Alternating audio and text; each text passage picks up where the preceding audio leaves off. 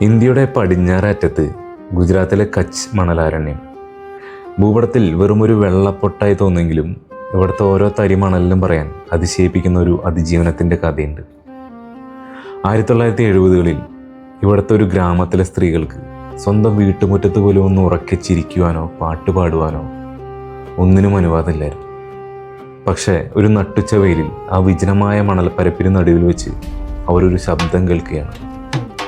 ഒരു ചെണ്ടയുടെ താളം. കാലങ്ങളായി തളച്ചിടപ്പെട്ട ആ സ്ത്രീകളുടെ പാദങ്ങൾ ചുട്ടുപൊള്ളുന്ന മണലിൽ ആഴ്ന്നിറങ്ങി ആ താളത്തിനൊപ്പം ചലിക്കാൻ തുടങ്ങി. ആരും കാണാതെ ആ വിജനതയിൽ അവർ ആടിത്തീർത്തത് വെറുമൊരു നൃത്തമായിരുന്നില്ല, അതൊരു വിപ്ലവത്തിൻ്റെ തുടക്കമായിരുന്നു.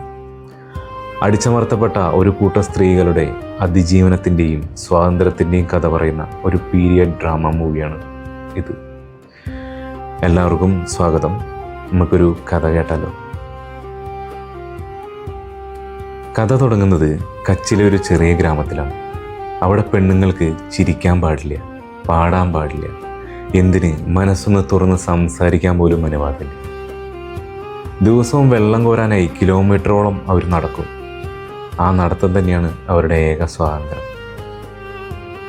അങ്ങനെ ഒരു യാത്രയിലാണ് മണലാരണ്യത്തിന് നടുവിൽ ബോധരഹിതനായി കിടക്കുന്ന ഒരാളവർ കാണുന്നത്. അവർ അയാൾക്ക് കുടിക്കാൻ വെള്ളം നൽകി.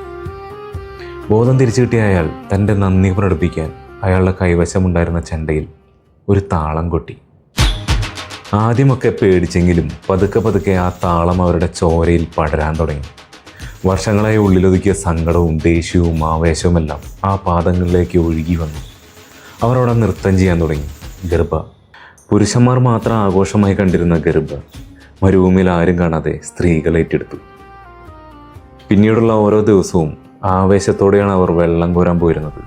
അത് വെള്ളത്തിന് വേണ്ടി മാത്രമായിരുന്നില്ല, മറിച്ച് ആ താളത്തിന് വേണ്ടിയും കൂടിയായിരുന്നു. പക്ഷേ ഈ രഹസ്യം അധികകാലം ഒളിപ്പിച്ചു വയ്ക്കാൻ അവർക്കായില്ല. ഗ്രാമത്തിലെ പുരുഷന്മാർ ഇതറിയുമ്പോൾ ഉണ്ടാകുന്ന സംഘർഷങ്ങളും ഒടുവിൽ ആ ചങ്ങലക്കണ്ണികൾ പൊട്ടിച്ചെറിഞ്ഞ് അവർ ആടിത്തീർക്കുന്ന വിപ്ലവവുമാണ് ഈ സിനിമയുടെ ബാക്കി ഭാഗം.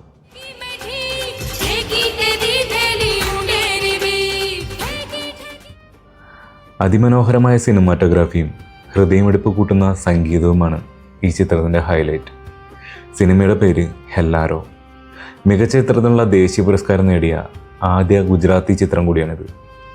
നിങ്ങൾ ഈ സിനിമ കണ്ടിട്ടുണ്ടെങ്കിൽ നിങ്ങളുടെ അനുഭവം താഴെ കമൻറ്റ് ചെയ്യണേ. ഇതുപോലുള്ള നല്ല സിനിമകൾക്കായി ഈ പേജ് ഫോളോ ചെയ്യാനും പിന്നെ സപ്പോർട്ട് ചെയ്യാനും മറക്കരുത്. അപ്പോൾ പുതിയൊരു കഥയുമായി വീണ്ടും കാണാം. നന്ദി, നമസ്കാരം.